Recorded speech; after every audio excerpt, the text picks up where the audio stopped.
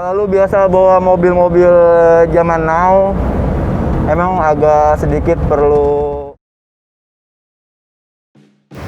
Halo semua, kembali lagi di vlog sederhana gua. Dan sore ini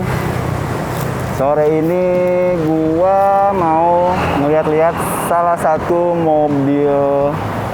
mobil tua dari Toyota, yaitu Toyota Kijang. Tapi yang akan kita lihat-lihat ini adalah Toyota Kijang Rover, di mana Toyota Kijang Rover ini adalah Toyota Kijang yang basicnya itu Toyota Kijang generasi ketiga yang short chassis. Kan Toyota Kijang generasi ketiga itu setahu gue itu ada yang long wheelbase dan ada yang short wheelbase, dimana yang long wheelbase itu kodenya KF50 dan yang short wheelbase itu KF40. Dan si Rover ini dia pakai chassisnya itu KF40, short chassisnya dari Kijang Super atau Kijang generasi ketiga. Kijang generasi ketiga kan populernya itu disebut dengan Kijang Super. Oke, kita langsung aja lihat-lihat Kijang Rover tahun berapa tadi, Boy? Tahun 92 ini. Yuk. Kita mulai dulu dari bagian depan. Depannya tuh Kijang Rover itu mirip banget kayak Kijang Super, ya mirip lah, karena kan basicnya ini adalah Kijang Super. Lihat deh, lampu depannya tuh Kijang Super. Oh ya, anyway, Kijang Rover ini itu perusahaan karoseri yang bentuk bodinya ini adalah Adi Jayatama Mobilindo. Dan ini generasi awal Kijang Rover ya. Kalau yang kalau nggak salah tuh tahun 95, dia grillnya itu udah vertikal, nggak horizontal kayak gini, dan lambangnya di sini udah Toyota, kalau nggak salah sih, tapi ini lambangnya ini masih Toyota yang generasi ketiga banget, awal-awal tahun 86 apa 87 gitu, generasi ketiga dari si Kijang Rover ini. Ini bagian depannya. Oh ya, ini tuh bumpernya ini dia aftermarket ya, artinya bukan bawaan dari pabrik ya. Masuk ke bagian samping, ada satu hal yang beda dari Kijang Super ya. Kalau di Kijang Super ini, kalau di Kijang Super kan dia masih slide gitu ya, buka kaca di pintu tengah ini. Tapi kalau di Kijang Rover ini dia udah buka tutup jendelanya itu udah model engkol, jadi nggak digeser-geser gitu. Bahkan di Grand Extra juga kayaknya masih slide gitu ya buka kacanya, tapi kalau di sini dia udah atas bawah gini di engkol. Ini bagian sampingnya dia short chassis dengan kode chassisnya itu KF40. Oh ya, masuk ke di bagian bannya ini dia pakai ban ukuran ring 14 dengan profil bannya itu 185/70 ring 14. Ini gue nggak tahu nih peleknya ini asli apa enggak, tapi kayaknya nggak ori deh. Ini bukan pelek aslinya. Terus lagi kita masuk ke bagian belakangnya. Bagian belakangnya kayak gimana sih? Yuk kita lihat. Jeng. Nah, bagian belakangnya seperti ini ya. Masih sama lah kayak Kijang Super. Sebenarnya gue nggak bakal banyak ngomong tentang eksterior dari si Kijang Rover ini, karena ya udah banyak lah yang review interiornya. Ini bagian sampingnya, bagian belakang. Dia model pintunya masih menyamping membukanya. Oh, masih ke samping sama kayak Kijang Super. Terus langsung kita kepoin aja bagian interiornya tuh kayak gimana sih. Yuk. Nah, di bagian interior ini kayak kaca, dia tuh kacanya belum power window, artinya masih power by hand, masih diputer-puter gini. Tapi ya menurut gue sih mobil-mobil tua begini better pakai puter-puteran gini lah daripada dibeliin power windows terus rusak. Kalau rusak tuh gimana ya, menurut gua rempong banget kalau tiba-tiba kaca nggak bisa dibuka gitu. Kalau hujan itu kebayangkan rempongnya, karena biasanya aftermarket gitu power window-nya tuh nggak pernah awet. Jadi better pakai engkol-engkolan gini lah, lebih jadi kan kita olahraga lebih sehat. Kemudian di bagian panel speedometer itu appearance-nya itu dia cuman ada penunjuk kecepatan, kemudian fuel consumption dan penunjuk temperatur mesin. Belum ada MID-an. Ya iyalah, tapi apa ya, fungsional lah, ini nggak macem-macem. Kemudian belum ada ABS. Iyalah, masa ABS. Terus rem tangannya di sini. Ini sering gue lupa kalau bawa mobil Kijang tahun 90-an itu, gue sering lupa nyari-nyari rem tangan di sini. Padahal di sini. Dan ini sama kayak Panther kotak itu yang tahun 90-an sampai tahun 2000-an itu rem tangannya juga masih di sini. Terus di sini ada AC, di sini ada tipnya nih udah aftermarket. Aslinya tuh dia masih kaset tahun 90-an itu, belum ada Bluetooth, USB gitu belum ada, jadi masih kaset. Kemudian lagi di sini dashboardnya tuh masih berupa plastik. Kalau di Panther nih, di sininya udah lumayan nih, ada karet nih Panther yang kotak. Terus di sini juga ada sun visornya, tapi belum ada mirrornya. Sama di sini juga belum ada mirror. Di sini ada lampu baca. Di sini ada mirror atau kaca buat melihat ke belakang. Belum day night view. Terus di sini ada akomodasi buat nyimpen. Nggak gede banget tapi nggak kecil banget, lumayan lah. Set. Terus ada seat bed, basic lah, ada seat bed. Terus lagi terus mulu ya gue ngomongnya. Terus kayaknya apa ya, itu aja sih. Kayaknya kita langsung pindah ke bagian belakang. Yuk kita ke bagian belakang.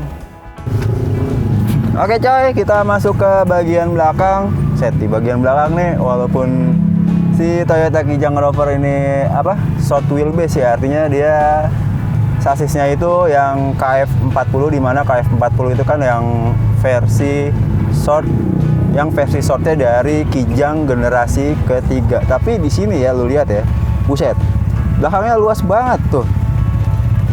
Di depan ini posisi mengemudi temen gua. Dia tingginya 165-an. Ini lega banget segini tuh. Tadi gua tes kalau posisi mengemudi gua ya, artinya setelan bangkunya ini di depan posisi mengemudi gua, itu juga masih ada space di legroom gua ini. Jadi nggak mepet banget ke kursi bagian pengemudi. Artinya di sini belakang tuh lega banget. Di belakang juga udah dilengkapi dengan double blower. Ini double blowernya bawaan atau aftermarket, Bi? Bang, gua nggak tahu. Yang punya nggak tahu.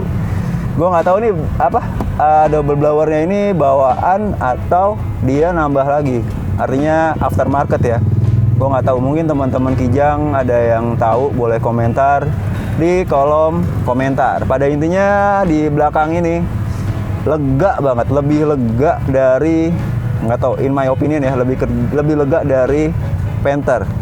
Terus di bagian kaca juga sama kayak di depan, masih power by hand, engkol-engkolan, dan ya gitu deh. Apalagi yang mau gue komentarin. Di bagian belakang itu kursinya itu masih adep-adepan, belum adep ke depan. Muat 2 orang dewasa. Kalau buat 4 muat nggak ya? Kayaknya muat tapi desek-desekan. Kayaknya itu bagian interiornya. Lanjut kita ke bagian mesin. Yuk. Oke, ini bagian mesin dari Toyota Kijang Rover tahun 92, dimana mesinnya tuh masih pakai mesin Kijang berkode 3K, punya kapasitas 1500 cc dan doi mampu menyemburkan tenaga sebesar berapa ya, 65 horsepower gitu kalau nggak salah. Dan mesin ini terkenal dengan durability-nya yang top, mesin 5K ini. Dan pada tahun 95 ini mesin Kijang generasi ketiga itu sudah berganti ke mesin mesin 7K. Kapasitasnya naik jadi 1800 cc dan tenaganya juga kayaknya naik deh pada waktu itu ya, menjadi kalau nggak salah tuh 80 horsepower. Teman-teman Kijang yang lebih tahu monggo berbagi di kolom komentar. Nah, dia juga masih pakai karburator, belum belum injeksi ya. Di sini juga nggak ada peredam mesin, masih polos. Ya intinya itu ya, intinya mesin ini tuh durable banget, mesin si 5K ini dari Kijang generasi ketiga. Nah, gimana rasa berkendara dari Motuba Toyota Kijang ini? Yuk kita langsung cobain aja gimana rasa berkendaranya. Cus. Oke, gue udah di dalam mobil Toyota Kijang Rover tahun 92.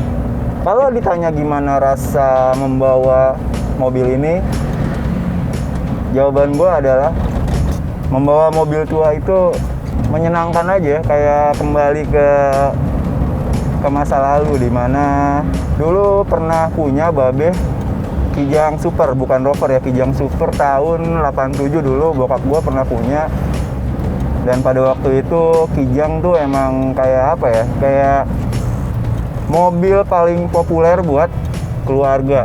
Jadi pernah ada istilah kalau belum punya Kijang itu belum punya mobil pada saat itu ya, karena zaman itu option mobil buat keluarga itu nggak banyak. Paling waktu itu Carry, Panther, dan Kijang. Tapi Kijang ini Panther biasanya lebih dipilih karena satu, muatnya banyak, terus mesinnya bandel, dan ada bonetnya atau ada hidungnya. Karena dulu tuh pilihan mobil yang ada hidungnya atau bonetnya itu cuman Kijang sama Panther. Terakhir tuh ada kuda.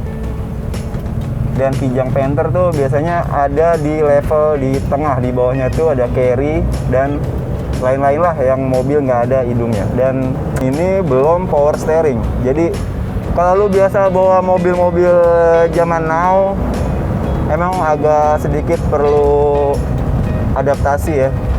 Waktu awal bawa tadi tuh dari parkiran, pas parkir itu gue sempet kaget.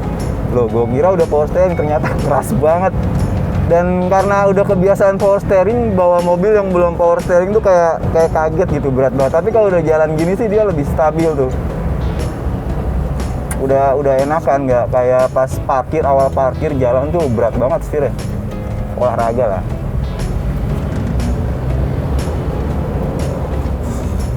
Terus dari segi visibilitas mobil ini tuh enak ya. Jadi pilar A-nya tuh nggak ganggu banget buat pandangan ke depan dan ke samping. Jadi ngeliatnya tuh lebih luas. Asik sih. Dan ngomongin konsumsi BBM, menurut yang punya, boros nggak sih, Bi?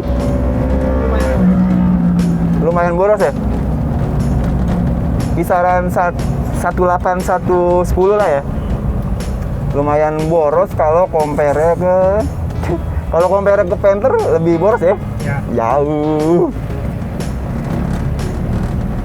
Dan boleh dibilang Kijang tuh pada waktu itu emang saingannya Panther. Ini kan tahun 92. Pada waktu itu Panther itu tahun 92 itu masih Panther yang karoseri, Panther Holden, Panther lain-lain lah yang masih karoseri. Kalau head to head compare, kalau menurut gua Kijang di tahun yang sama ya, kayak di tahun 92 ini ke Panther di tahun 92, driving posisinya itu lebih enakan, kalau menurut gue ya, lebih enakan Panther. Panther tuh udah kayak lebih nunduk, nggak tegak begini. Kalau ini Kijang tuh gila, tegak banget cuy, sumpah.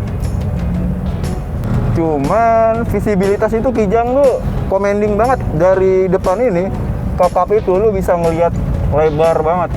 Tuh, kelihatan semua. Ya, gitulah. Intinya driving posisinya menyenangkan nyetir Motuba tuh. Oke, kayaknya itu dulu video gua kali ini. Gua mau seneng-seneng dulu bawa mobil tua ini. Nggak mau diganggu. Jadi, sekian dulu video gua tentang Kijang Rover tahun 92 ini. Sampai jumpa di video berikut ya. Dadah, gua mau enjoy Motuba. Dadah.